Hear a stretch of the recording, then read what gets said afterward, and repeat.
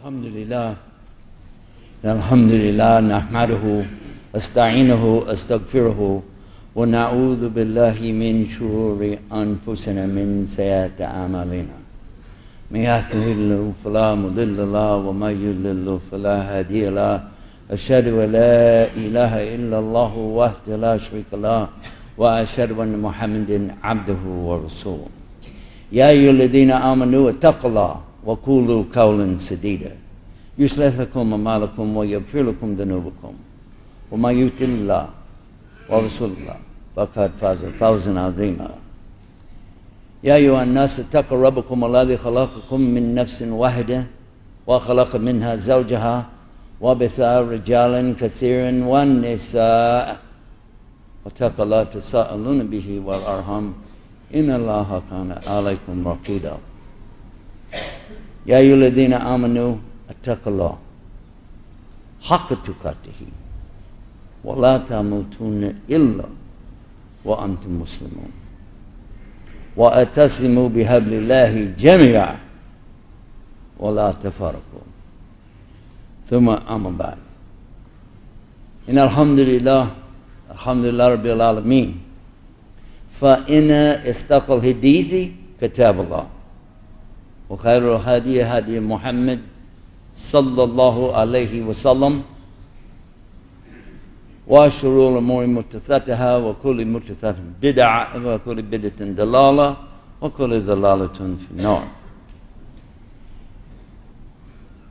Alhamdulillah. Something different in today's world that we didn't see at the time of Rasulullah sallallahu alayhi wasallam. For that reason, I put something a little different from what we know of the khutbah al-hajj from the Rasul sallallahu alayhi wasallam. Almost always you'll hear some of what I just said in Arabic in the Jummah khutbah.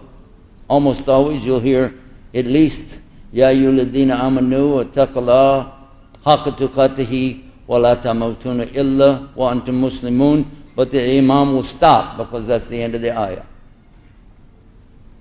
But then I continued with part of the next ayah. وَأَتَّسِمُوا بِحَبْلِ اللَّهِ جَمِيعًا وَاللَّهُ تَفَرَّقُوا. So first I will give you the translation of this, and I'll tell you inshallah how this relates to our subject today, Islam tomorrow, the future of Muslims. The ayah that you always hear has a meaning in English something like this: O you who believe, give Allah His rights by having taqwa for Him, which is to put a shield between you and Allah's punishment on the Day of Judgment. This is what we usually translate as pious or righteous. But taqwa actually is to put up a shield between you and the punishment of Allah subhanahu wa ta'ala on Yawm al-Qiyamah, on the Day of Judgment. So it continues and it says, and don't die illa, except as Muslimun, as believers in Islam and followers of the Prophet Muhammad sallallahu alaihi wasallam. This is the meaning behind being a real Muslim. Why did I add that, and how does that apply to my subject today, which is Islam tomorrow? Because the meaning of that next little bit is very, very heavy. And exactly what Allah tells you don't do, I can promise you somebody's going to do it, otherwise He wouldn't mention it. Just as in the very beginning for the Jewish, the Christians, and certainly for the Muslims, we know that our father Adam was tested with one thing. What was he tested with? Don't kill somebody? Well, he was the first person, so there wasn't nobody to kill anyway. Don't steal anything? How can he steal from anybody? Everything was all there for him. That wasn't the problem. About fornication, the only woman created was his wife, so there's no problem there. It's one thing. He had in front of him Jannah, the lowest level of Jannah, Aden or Eden. He could eat, he could drink anything he wants from Jannah. Except one thing. Don't eat the fruit from such and such tree. When I was a Christian, I heard this pondered by some of the priests and the preachers and pastors. They talked about this subject. What did it mean? Some of them said, well, it meant don't have sex. Which is really stupid, because there was only 2 people there. Some said that it indicated that they were naked, which comes up later. Some said it was just symbolic.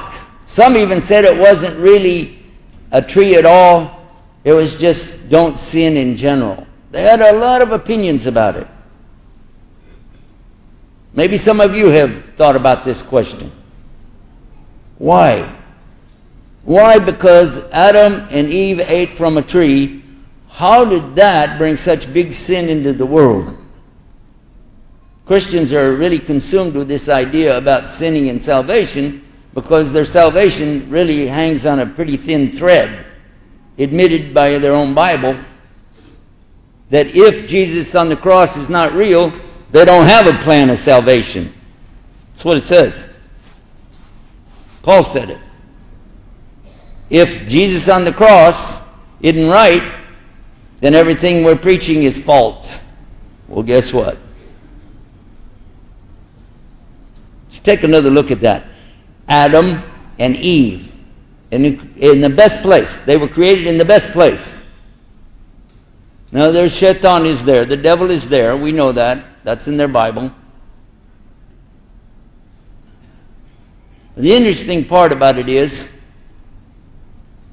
in Islam it's clear that both Adam and Eve, both of them, they sinned, they broke a covenant here by eating from the tree. It's clear they both did it. In Islam we know that they're equally responsible, equally they made tawbah, equally they were forgiven. Simple story. Very simple. And then Allah took them out of the paradise, put them on the earth, and that's pretty much how it went. In the book of Genesis, in the Bible, it clearly states that the woman is cursed even today because of Eve, what she did, and it's her fault, and blames her. And the last time I was here, we talked about the blame gun, and exactly that's how it starts, blaming other people for your mistakes. She is blamed clearly, not just by word, but extension, going on to say that not only is she cursed, her monthly cycle is a curse on her. Having pains in childbirth is a curse on her, these pains.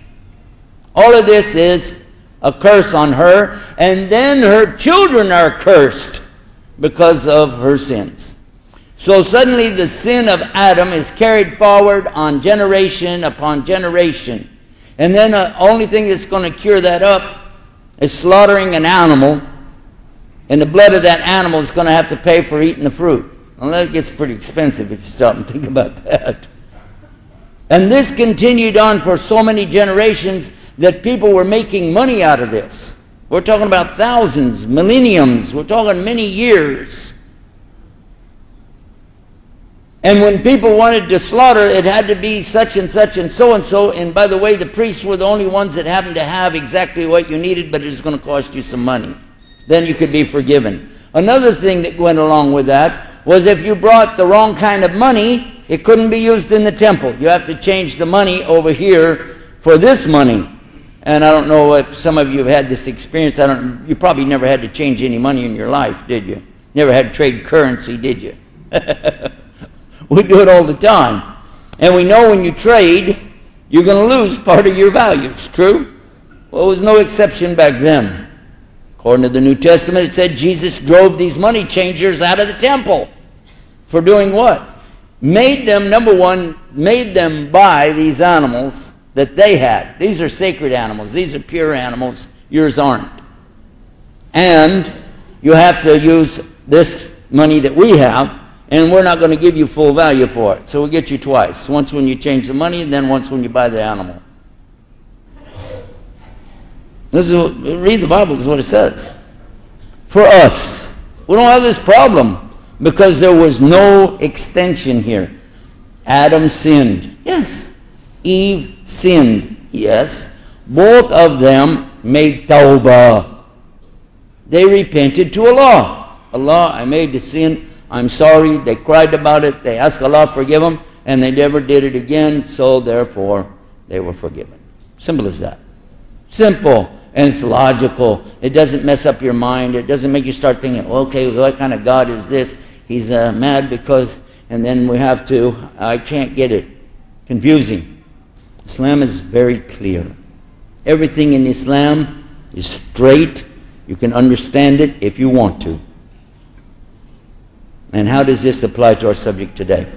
I want you to look back one more time at this subject. Why is it that Allah said, don't eat from the tree? Was it because Allah wanted that tree for something He was going to eat later? No. Allah doesn't eat food. Allah has no needs of this creation.